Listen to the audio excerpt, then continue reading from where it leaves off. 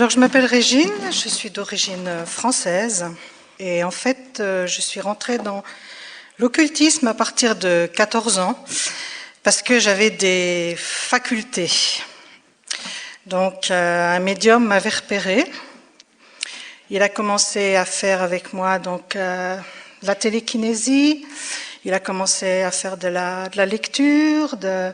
Donc, il mettait des numéros sur un papier. Je devais deviner quel numéro il avait écrit sur ce papier.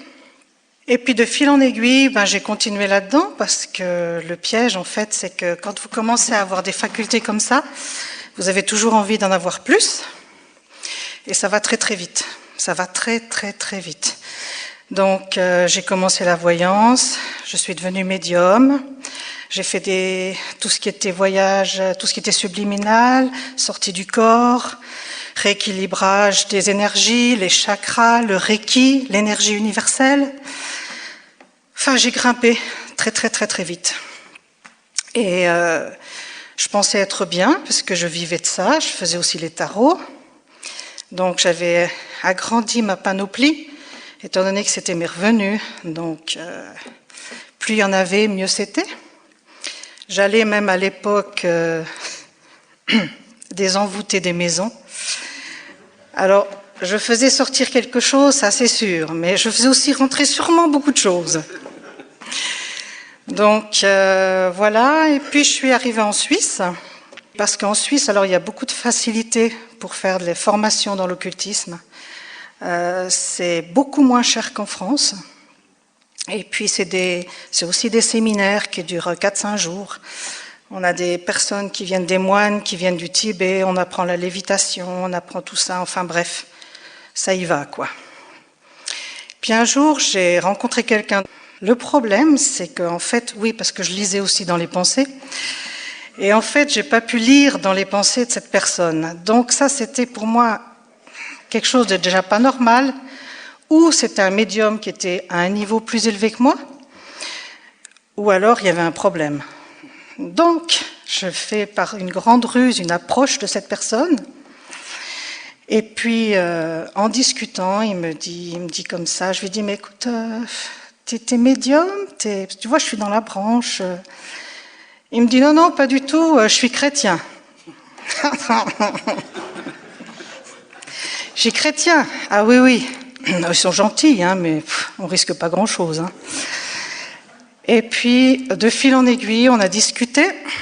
Et puis, un jour, il m'a dit, écoute, il m'a donné la Bible. Donc, pour moi, la Bible, c'était quelque chose d'absolument impossible. Hein. Premier verset, j'ai tout fait.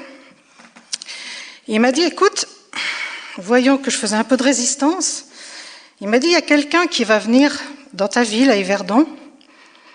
Et puis, c'est quelqu'un de très puissant.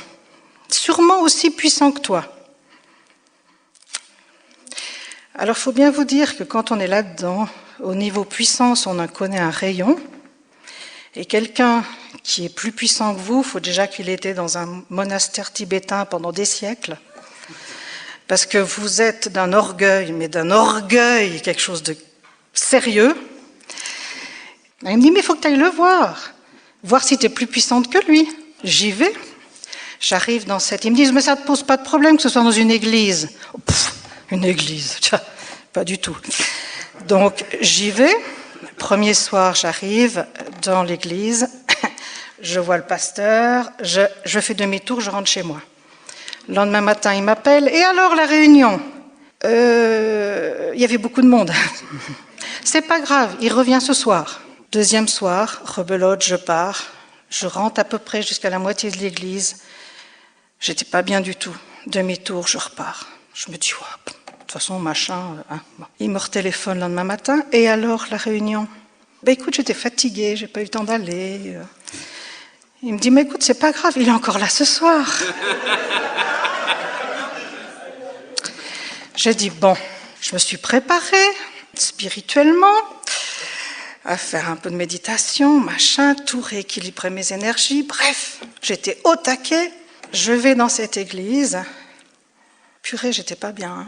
Donc, je me dis, je m'assois à l'avant-dernier rang, un pied tourné vers la porte de sortie. Et puis, comme ça, dès qu'il a fini, je me barre. Je me retourne, je vois 4 personnes derrière moi. C'était pas forcément agréable. Puis au moment où je me lève pour partir, il fait juste un appel pour la prière. Puis il dit comme ça, mais quand vous venez devant moi, au moment où j'impose la main, fermez les yeux. Et là, je me suis dit, ça y est, c'est ça son truc, fermez les yeux, tu vas voir. Donc moi, j'ai été vers lui les yeux comme ça, en disant, pauvre ami, tu vas voir qui c'est qui est la plus forte. Puis je me suis avancée vers Ré. En fait, j'ai vu les yeux de Ré, les pieds de Ré. Donc voilà, je suis passée par plusieurs temps de délivrance. Dès qu'il y avait un appel, j'étais tout de suite devant. Dès qu'il y avait... j'ai vraiment eu un combat intérieur par rapport à la voyance. Ce que je veux vous dire, c'est qu'une fois que je me suis convertie, j'ai compris à quel point j'étais prisonnière. J'ai compris à quel point c'était lourd, à quel point on devait faire 50 000 exercices, des heures de méditation, des jeûnes pas possibles, des choses invraisemblables, pour peut-être avoir une réincarnation meilleure, parce que bien évidemment je croyais à la réincarnation. Plein de choses avec aucun espoir, rien du tout. Alors ce qui m'a énormément touchée, ça a été le pardon déjà de Dieu. Parce que quand j'ai enfin pu lire la parole, j'ai vu que, mis à part passer quelqu'un par le feu ou des choses comme ça, j'avais fait tout ce qui était en abomination à l'Éternel. Donc quand j'ai compris son pardon, j'étais pas bien pendant un moment. Après, j'ai eu sa liberté. Et là, vraiment, ça change la vie, quoi. Mais c'est à ce moment-là qu'on comprend dans quel piège on était avant. Je faisais de la magie blanche. Donc, magie blanche et magie noire, c'est blanc bonnet et bonnet blanc. Hein. La magie blanche est plus jolie parce qu'on a les fées, on a les licornes, on a des anges gardiens. Ah, ils vous gardent, hein. Ça pour vous garder, ils vous gardent bien. Mais c'est tellement différent de la vie avec Jésus. Maintenant, ce que j'aimerais aussi vous partager, c'est que dans le monde des ténèbres, quand on pratique, on pense être très puissant. Mais vraiment très puissant. On décolle d'1 demi-centimètre du sol, on a l'impression d'être au plafond. On a l'impression qu'on a tous les pouvoirs. Alors c'est vrai qu'avec l'ennemi, vous faites des choses incroyables. Mais vous payez le prix après. Il ne donne rien gratuitement. Ça, c'est une chose. Alors, il faut vraiment... Voilà. Mais... moi qui étais pourtant médium d'un niveau élevé, voyante d'un niveau élevé, qui pratiquait 50 000 trucs, quand on a prié pour moi au nom de Jésus, je me suis retrouvée au sol. Donc même pleine de l'ennemi, même avec plein de facultés, devant lui, j'ai pas tenu le coup. Ça, c'est vraiment un truc important. Et puis, quelque chose qui m'a aussi beaucoup marqué, c'est que tout vous est donné gratuitement. Vous n'avez rien à faire, quoi. Si ce n'est de l'aimer, si ce n'est de l'adorer, de le louer, alors faites-le. Faites-le parce que tout ça, c'est gratuit. Son amour est gratuit. Quand vous priez pour les gens, c'est gratuit. Alors, mettez-vous en route, vraiment. Parce qu'il vaut le coup.